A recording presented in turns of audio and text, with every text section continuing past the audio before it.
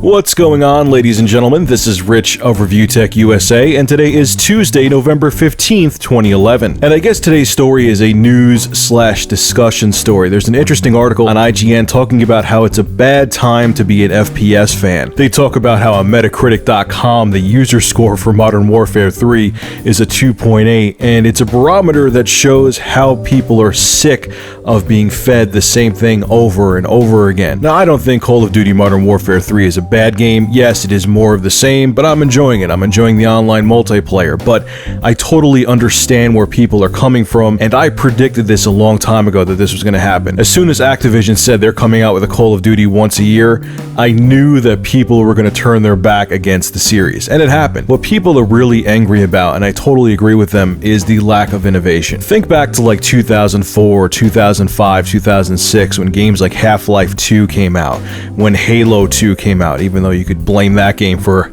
ushering in the whole multiplayer era, and Fear. Think about Fear. Fear was a fantastic single-player experience. Even though multiplayer did exist back then, the single-player experience was epic. It was a long campaign, they were original concepts, they were fun to play, and yeah, they did have multiplayer, but that was on the back burner. That wasn't the main focus of these titles. And fast forward to now, 2011, and look at all these first-person shooters. It's a cookie-cutter experience. You get a very short single-player campaign that feels like an on-rail shooter, and the rest of the game is multiplayer in its modes that we've seen time and time again. And yes, I understand that both Battlefield 3 and Modern Warfare 3 sold very well, but people are finally saying, look, I've had enough. I want something different. I'm not going to shell out $60 every year for the same pile of crap over and over again. And when major tech journalism websites like IGN recognize that, you know there's a problem. The sad thing, though, is that this is how the video game industry works. This has happened time and time again since the beginning.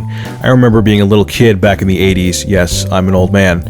And when Double Dragon came out, it ushered in a whole bunch of beat-em-up clones. And you would go to an arcade, and every arcade machine would be a clone of Double Dragon. It was a beat-em-up play. And once again, people got sick of it. They had enough. It was the same experience over and over again, and beat-em-ups started to fade away in like the early 90s, like 92, 93. Then Capcom came out with Street Fighter 2, and that ushered in the whole fighting craze. You had SNK coming out with a fighter, it felt like every other week. And yes, in the beginning, people gobbled it up, but once again, like with beat-em-ups and like with first-person shooters now, people got sick of fighters. They were tired of 4,000 iterations of Mortal Kombat and tired of whatever SNK was coming out with every 3 days. And yes, I know that fighting games have made a resurgence with Mortal Kombat 9 and Super Street Fighter 4, but if you really think about it, there was a huge lull in the fighting scene because once again, it was oversaturated in the mid to late 90s and people got sick of it. So my point being, by bringing all this up, is that this is the cycle of the gaming industry. Something gets really popular, companies try to latch on it and milk the cash cow,